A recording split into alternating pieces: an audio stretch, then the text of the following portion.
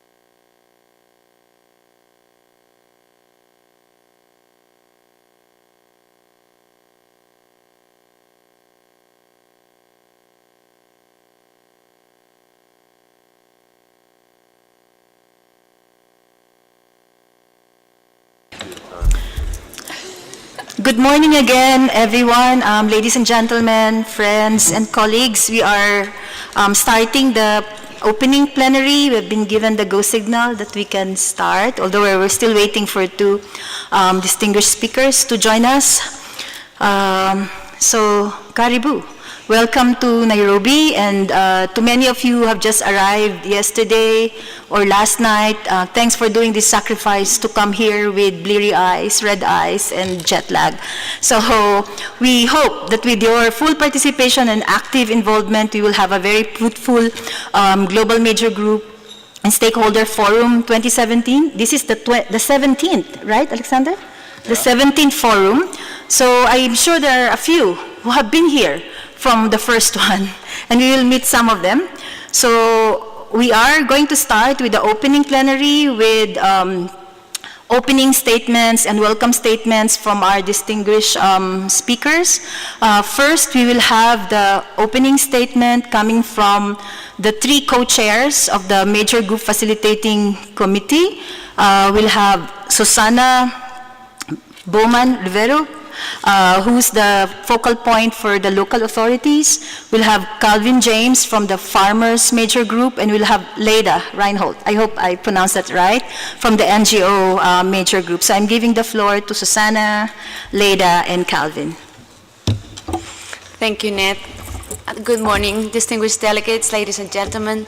It's our privilege to address you on behalf of the Major Group Facilitating Committee. We take this opportunity to welcome you, all participants from many different countries around the world, but most especially to those of you that joined for the first time the Global Major Group and Stakeholder Forum. Thank you for coming. We would like to express gratitude to UN Environment, in particular the Civil Society Unit, for hosting this event, and the Konrad Adenauer Foundation for all the support that has made this forum possible. We would also like to express gratitude to our RCN team, in particular to Rina, April, and Ned, for making this event come together cheerfully and smoothly. We couldn't have done it without you. Thank you so much. Let's applaud.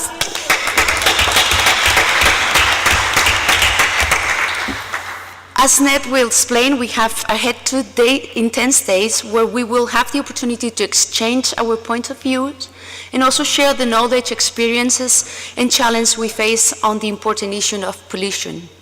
It is gratifying to note this urgent topic has come to the center of the global agenda with UNIA 3. The forum is a time we can convey our voice to UN and urge member states to pursue action through collaboration, inclusive and bold policies, and a transparent multi-stakeholder approach could set us on towards pollution-free planet. Thank you, Susanna, and good morning, colleagues. Picking up from where Susanna left off, I want to also thank you for coming out and participating in this 17th edition of this important forum. In the UN Environment Executive Director's report that carries this motto, and I quote, "Towards a pollution-free planet," the Executive Director explains that, and I quote, "Strengthened environmental governance in relation to pollution requires greater multi-level and multi-actor coordination, policy innovation, coherence, and integration," end quote. This is the main reason we are here today and over the next 2 days, because we care, because pollution directly affects all of us, and because we believe we can help overcome barriers and close the gaps in the fight against pollution. Let us therefore contribute to the forum, building consensus wherever and whenever possible, and combining efforts with a position, or rather a positive and constructive spirit. We have watched 2 rounds of the UNEA come and go without the anticipated improvement in the stakeholder engagement mandated by paragraph 88 of the Rio +20 outcome document. It is hard not to feel sidelined by this persistent situation, especially where in this 3rd edition of the UNEA, stakeholder engagement policy is not on the table for discussion. Further, we are faced with budgetary constraints that may have hindered greater participation of major groups in the UNEA. And therefore, those of us who are here, we call upon you to work even harder to get our positions on the table. Because we are convinced that making the UN environment processes participatory, transparent, and inclusive will work in the interest of all.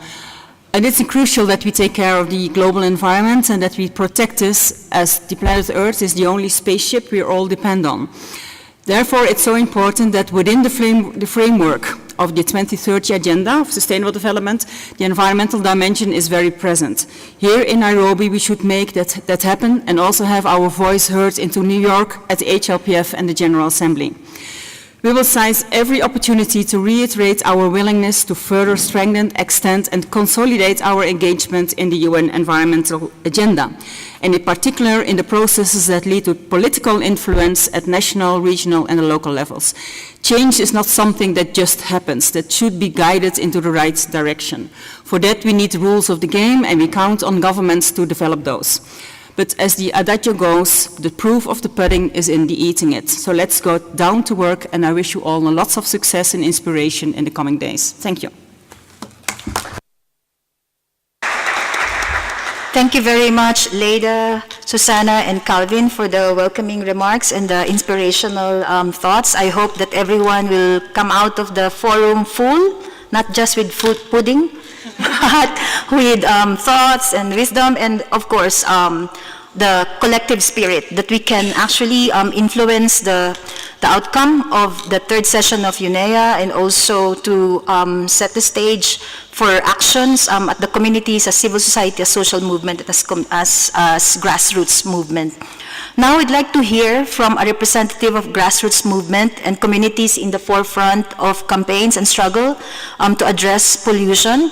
We have Celestine Akpobari of Ganiland in Nigeria, who's a representative of grassroots communities affected by pollution, who will convey the value of the GMJSF 2017 and UNEA in their lives. And I'd like to mention at this point that having Celestine here right at the opening plenary actually sets a tone that we'd like to introduce in this GMGSF, that we will provide spaces and platform for civil society voices, not just for civil society voices, but grassroots and communities as well, to be heard and to present the actions and inspire us in influencing global agenda. Celestine? Thank you. I'm Celestine Akpobari from Ogoniland and the oil-rich but impoverished region, Niger Delta in Nigeria. You are already aware of the situation in the Niger Delta, Nigeria, especially Ogoni, where Ken Saro-Wiwa was executed because of his campaigns for a better environment. And I can say that just like in Nigeria or any other African country, nothing is just given for mere asking. Everything has been a struggle. And I can tell you that but for the efforts of civil society groups like this, and like the union that we are here gathered for, Ogoni would have been an extinct territory. Nobody would have been alive in Ogoni today. So we quite appreciate, the solidarity that we receive from comrades all over the world that are gathered here, that are concerned about our plight back home in Nigeria.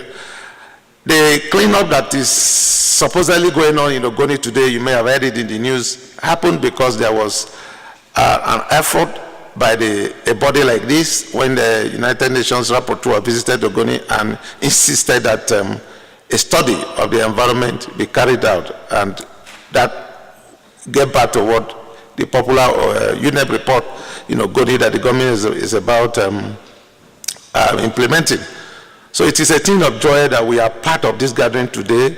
It is a thing of joy because from this meeting, we further have your voice and voices out there compelling the corporations and the governments of Nigeria to do the needful, to do a complete comprehensive study of the Niger Delta, Ogoni especially, and ensure that there is a comprehensive cleanup, because the livelihood of the people have been threatened, and what you have now, poverty, hunger, lack, and complete devastation of the environment and the ecosystem. I want to thank you so much as we, kickstart this process again. God bless you.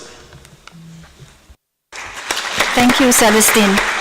And we'd like to apologize to Celestine for the name banner in front of him. It's not a mistake. It's just that the original speaker from the grassroots, Helen Hakena from Bougainville, could not make it, and also to emphasize at this point the kind of challenges that grassroots representative, community representatives always meet whenever they travel. She was not allowed to board her flight because her ticket was bought not by her, but by somebody, and they want a proof that it's not a stolen credit. Hello, I'm around, I've arrived, please. From Nyalenda, Kisumu. Who's that? We don't see the one speaking. So anyway, so just to say that that Helen will also join us on the second day, and will be here with us to share her experiences and the actions and campaigns in Bougainville and the Pacific.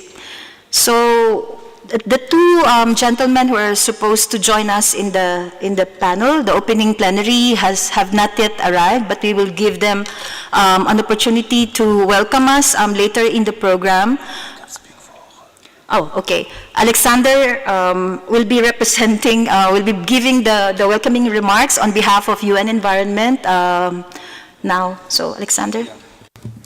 Yeah, good morning, everybody. I'm not Jorge Laguna Celis. My name is Alexander Juras. I'm the chief of the civil society unit, and I would like to apologize for Jorge, who was supposed to give the opening remarks. He got stuck in another meeting. He's the secretary of governing bodies, and of course, in this week, he's the most demanded person. So please allow me to give the opening remarks on his behalf. So, on behalf of the director, the head of UN Environment, Mr. Eric Solheim, on behalf of Jorge Laguna Celis, the secretariat of the governing bodies, I would like to welcome all of you to the 7th Global Major Group and Stakeholder Forum.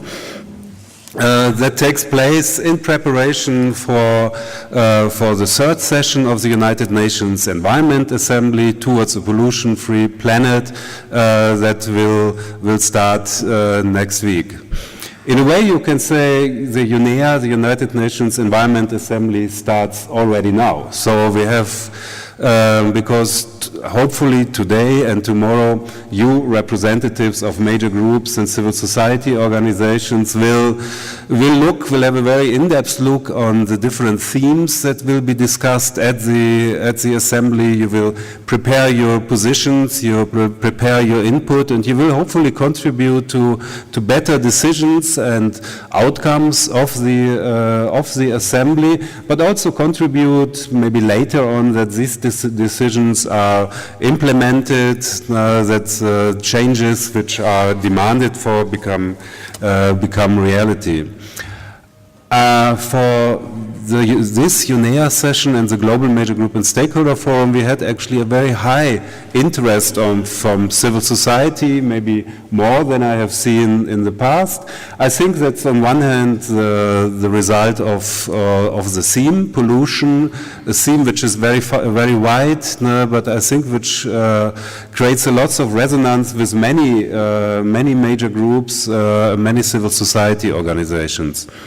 I'm also happy that this time we have a lot of grassroots organizations around, so we will have in the room, and you will hear tomorrow and today and even later on more of them. We have here people not only who work on reducing pollution, but people who can tell us on how pollution affects them in their daily life, what pollution means for families, for individuals. And I think that's also very unique. We had elements of that in the past, but not to this extent. The Global Major Group and Stakeholder Forum is also unique in another sense. I would say more than I remember, this forum has been self-organized by civil society, and I like to thank the Asia-Pacific Regional CSO Engagement Mechanism, who really took a lead and worked very hard to get the agenda together, to get speakers on board, to get speakers from the grassroots organizations that I have mentioned. So I would say this forum is really truly a self-organized forum, much more than in the past. And I'm also very happy because that meant for me and my colleagues much less work. Of course, we kept an eye on it and said, will they do it well? But at one moment we could relax, and we really felt the organization of the forum is in good hands. The meetings after the Global Major Group and Stakeholder Forum, there will be the open-ended meeting of the Committee of Permanent Representatives, where member states get together for the last time before UNEA to finalize resolutions, to finalize their decisions. There will be events such as the Science Business Policy Forum on the coming weekend, the Sustainable Innovation Expo parallel to UNEA, and many other events. Most of the meetings are open for all of you, some of you only for those who are accredited. Those who may participate in the UNEA itself and in the open-ended CPR will have the opportunity to present your views, to enrich and to influence the decision-making process. Let me finish by thanking our partners who have helped in making this meeting possible. I think all of you have noticed that we had financial constraints. Still, I think we were able to get almost a record participation in UNEA, thanks to the colleagues from the Konrad Adenauer Foundation, and my colleague Oliver Ruppel comes exactly in the right time to sit next to me, but also to others such as PACSHA, the Nordic Council, the African Fund for Animal Welfare. So this time we really had a wide coalition of partners who helped us in maybe financially difficult times to make the meeting possible. So without further ado, again, thank you. I'm looking forward to productive, lively 10, 11 days in front of us. If you have any problem, any issue, don't hesitate to contact me or my colleagues. We are here to help you, to serve you. So good luck and good success. Thank you, Alexander. I think this is also an opportunity to thank Alexander and his team at the CSO office for all the support that they have given us, the organizers, and the MGFC in making this forum possible. So one round of applause for Alexander's team, please. So now we have Professor Dr. Oliver Ruppel, who is the Director for Climate Policy and Energy Security Program for Sub-Saharan Africa of Konrad Adenauer Foundation. CAS is an important development partner that enabled the conduct of this 17th Global Major Group and Stakeholder Forum. So let's hear from Dr. Ruppel. Thank you, Chair, and good morning, a very warm good morning to everyone. It's a great pleasure to be here, and I have to apologize for coming in late. We had some difficulties in entering the premises, but I'm very happy. Well, you have a badge now, right? Yes, I have a badge now. Wow. But we managed, and we're here for the Global Major Groups and Stakeholders Forum 2017, which is a great event in preparation of UNEA 3. And I'm very much looking forward to the cooperation and the continued cooperation with UN Environment. As Mr. Juras has just said, we have partnered up with UN Environment.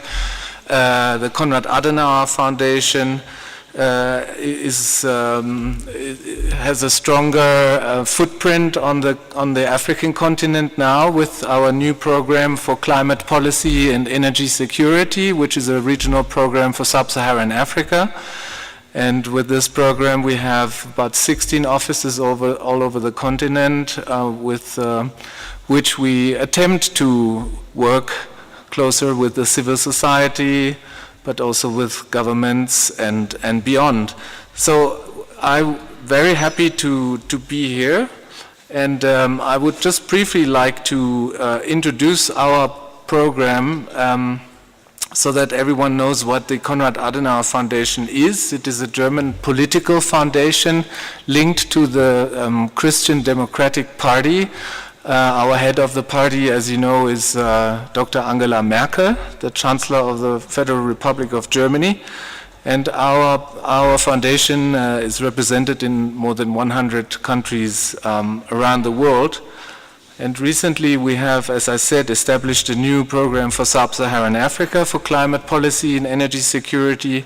We also have similar programs for Australasia, based in Hong Kong, for the MENA region in Morocco, and for the Americas in Lima, Peru. Our program attempts to improve the political and social framework and the conditions for a climate-friendly sustainable development. And we want to raise awareness, and that's why we support an event like this among civil society, but also among decision makers, opinion leaders, from politics, business, and we want to develop together with partners like UN Environment, a political, societal, economic environment where strategies for climate-friendly, energy-friendly, renewable energy, sustainable processes are investigated and developed. We want to intensify regional and international cooperation on climate protection, on fostering energy security, which is so much needed still in Africa, where more than 60% of the population still lack access thereto. In this light, I cordially welcome everyone here on behalf of the Konrad Adenauer Foundation. Stiftung, by the way, is the German word for foundation. And I wish you excellent deliberation over the next 2 days. Thank you. Thank you, Dr. Rappo. Now we give the floor to Jorge Laguna Celis, who is the Secretary of the Governing Bodies of the UN Environment, to give us his welcome remarks on behalf of UN Environment. Jorge. Thank you, Elenita, and please, dear colleagues, allow me to apologize myself for being a little bit late to this very important opening segment of our Global Major Groups and Stakeholder Forum. At the outset, I want to thank you specifically, to thank each one of you from having traveled from far or having traveled from close, but for having set up the time to be here and engage not only amongst yourselves as major groups and stakeholders, but also with government representatives who are here today with us and that want to hear from you. I also want to thank all of the organizations that have supported and made possible the participation from civil society, stakeholders, especially in Africa, but also in other regions of the world. Specifically, Konrad Adenauer Foundation, who has made available resources for many civil society participants to be here today. And thank you for that. Many member states have also pledged their support for this assembly. They have offered resources that also enable you to be here and take part of the decisions and take part of the legislative process of the assembly. So my thanks to all of them go as well. This assembly is very special. It's an assembly in which our governance is evolving. There are changes underway. The first, it is that you are now not as you used to be in the past before the ministers arrive. You're actually gathered before the main negotiating meeting of the Assembly, the open-ended Committee of Permanent Representatives. So one of the goals and one of the objectives that the Global Major Groups and Stakeholder Forum has, that it is to be able to review the decisions that are going to be adopted by governments, to be in the position to make your voice and your opinions heard, can now be met. In the past, we were in a situation where the Global Major Groups and Stakeholder Forum was mainly a forum for exchange of experience, but not so much a forum to impact the intergovernmental process. That has changed, and in the course of the next 2 days, I invite you to carefully analyze the resolutions that are on the table so that your opinions, your ideas can be also heard. We are also learning from the lessons learned of the past, and we have went a step beyond. In the past, it was difficult even for you to get access to many of the legislative and parliamentarian documents as they were processed. It was like, despite the fact that your role and your position being recognized by the rules of procedure of the intergovernmental process, the doors of the process itself kept shutting up on you. I want to really recognize the support, the understanding, and the openness by the governing bodies of the UN Environment Programme in the fact that with the support from member states, all of those accredited organizations now have the opportunity to review the texts as they evolve and to comment on them and to share their thoughts and to share their views as they progress through the resolution platform. I am sure that this is a remarkable achievement in terms of opening spaces for you that you will hopefully appreciate. In a third instance, I also want to recognize that you have had also the opportunity to engage in the context of the intergovernmental meetings with very substantive briefing notes and presentations. I recognize specifically the Women Major Group, the Scientific Community Major Group, the Indigenous Major Group, the Business Major Group, because you have had the opportunity to have your points of view heard. Now, my plea for you is that you continue to use these spaces, that you continue to help us strengthen our governance. My second plea to you is those of you that are experienced, that have been here in the days since the Governing Council, you transfer that expertise, you transfer that know-how, that knowledge to those colleagues that are joining the family of accredited organizations. Since the last assembly, this family is growing. The interest of getting engaged in our processes is growing. I'm looking at Alexander, but now we're also close or past Tabea, 400 and how many accredited organizations?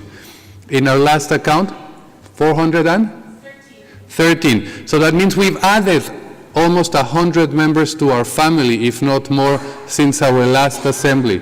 So also a big welcome to all of those new organizations who are now members of this stakeholders family. Let me just conclude by reassuring you that throughout the next 2 days, throughout the days of the open-ended Committee of Permanent Representatives, throughout the days of this very short but very important assembly, we are here to help you. We are here to ensure that the spaces are respected for you, that you can take part with due respect to the rules of procedure, with due respect to the nature of the organization in the main deliberations. And myself, my colleagues there at the back, Mr. Juras, Sobel, Tabea, and all others that have made possible this forum are there to assist you. Please don't hesitate to reach out to them. Elenita, thank you so much for inviting me to be here, to join us. I remain available, and most of all, thank you for making your way here to Nairobi. Have wonderful deliberations. Thank you very much, Jorge, for coming and for really trying your best to come, despite your very busy schedule in the first hours of the morning.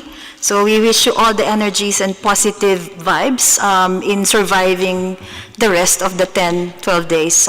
Same with all of us. And I forgot to introduce myself. Elenita Danyo, I'm Net Danyo from the Action Group on Erosion, Technology and Concentration based in the Philippines. We are part of the organizing team of the Asia-Pacific Regional CSO Engagement Mechanism that is working closely with the Major Group Facilitating Committee, MGFC. And I think for newcomers, one thing that you have to get familiar with are the forest of acronyms that you have to remember to be able to survive UNEA 3.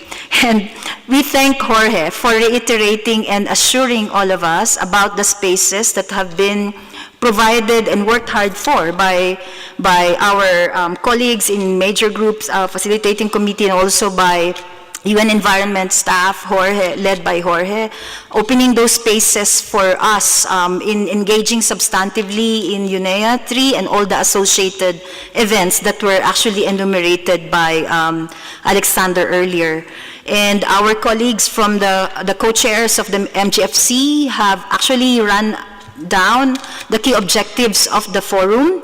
And just to emphasize, what do we want to get out of this two-day engagement? By the end of tomorrow, we hope to have a collective major groups and stakeholder statement and positions on the themes of on the theme of the 2017 UNEA, and use that position to be able to substantively contribute and influence the spaces that Jorge has reiterated in his opening remarks. We'd also like to have concrete recommendations related to the 2017 UNEA draft resolutions. Those are made available to all of us for months, way before. From the time they were sponsored and put on the table by respective governments. So there's no excuse for coming here and saying, I don't know. So that's not going to be heard here, because that's really available and accessible. Also, we'd like to have a compilation, a collage of community stories and actions, actions of civil society, of social movements, and most importantly, by communities and grassroots related to pollution. And we'd also like to have at the end of these 2 days and beyond, for those of us who are staying until December 6, to provide space for interaction with some relevant UNEA 3 actors, such as other UN agencies. You have ample opportunities to do that, to interact, not just among ourselves, not just to speak to the choir, but also to broaden our partnership with other actors in these processes. And as mentioned by Alexander earlier, and as generously thanked by the co-chairs of the MGFC, what's new in this 2017 GMGSF, the 17th of the forum, this is the first time that that there's a broader involvement of civil society groups and networks beyond the MGFC in organizing and putting together the forum. In this particular case, the Asia Pacific Regional CSO Engagement Mechanism, RCEM, has been requested to work closely with the MGFC to organize this forum and make this happen. Also, we are providing spaces, ample spaces, for grassroots voices to be heard at this level, at the global level, as Celestine has mentioned in his opening remarks, not just as speakers, as resource person, but to share with us direct experiences and their responses to pollution in their respective contexts. We have also done a lot of innovations on the format to be able to encourage more interaction and also active participation among us, those of us who have invested in coming here in Nairobi. We have made the format more interactive by adopting an innovation on the Davos-style format. It's more popularly a talk show format, to draw more the key messages and concrete recommendations, not just coming from the panelists and resource persons, but also to involve all of us, including those who are not physically here in Nairobi. We will be entertaining Twitter feeds from the room and outside the room. Colleagues from the communications team have already started to spread the Twitter feed for those who are not here in this room, to provide their questions and views throughout the 2 days. This will be explained to us later. Also, we have encouraged the speakers to stop, to refrain from delivering speeches, but to be more visual. We will be complementing as well the talk show format by showing video clips of actions, responses, and experiences of communities and civil society on the pollution-free world theme. And the discussions will definitely be steered towards drawing out key messages and recommendations to be able to optimize the spaces that Jorge mentioned earlier in the UNEA 3 processes and associated events. We'll also be introducing innovative ways to build and obtain consensus among us, to be able to for us to have a collective statement at the end of the second day tomorrow. This will be introduced during the day. With regard to the program flow, this has been shared to all of you through the website and also through various means such as e-group. We will have sessions 2 to 4 that will lay down the context and set the framework and the tone of the 2-day forum. We'll have sessions 5 to 9, which are thematic, covering the different areas of the pollution-free world theme of UNEA 2017. We'll have a session on outstanding issues, including budget, and also the ministerial statement that will come out from UNEA 3. We'll also have a dialogue with the boss of UN Environment, Eric Solheim. He will be joining us tomorrow afternoon, so be here. This is one of the most awaited sessions in every GMGSF. And of course, we will have the drafting that will involve all of us in putting together the collective statement that we will be feeding into the UNEA 3 processes. And of course, no forum of the Global Major Group and stakeholders will ever be complete without a party. We will have a party at the end of tomorrow. You will be given the details of that.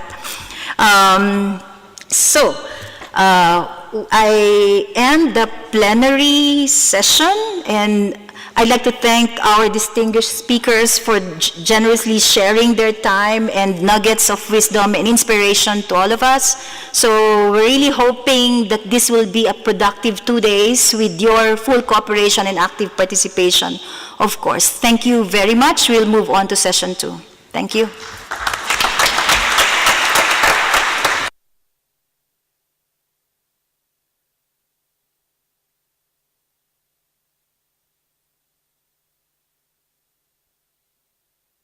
We'd like to invite the speakers, the resource persons in session 2.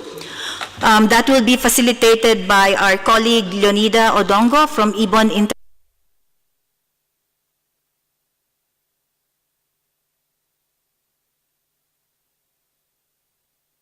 Okay, Leda, yes. I spoke too much. Okay, so please join us in front here. There are sofas provided for the speakers, the panelists, resource person in every session. We will be utilizing this informal setup, this more comfortable setup for our talk show format for each of the sessions, and we'd like to ask Leonida to lead the team here. Oh, okay, sorry. Yeah, I was corrected. That session 2 will not have a talk show format. Yes, we should not be moving too fast. So, yes, we will have the talk show format from session 5, no? On the thematic discussions. For now, since we will be transitioning from the old panel format, we will have the speakers here at the rostrum in a panel format to be led and moderated by Leonida Odongo from Ibon International Africa.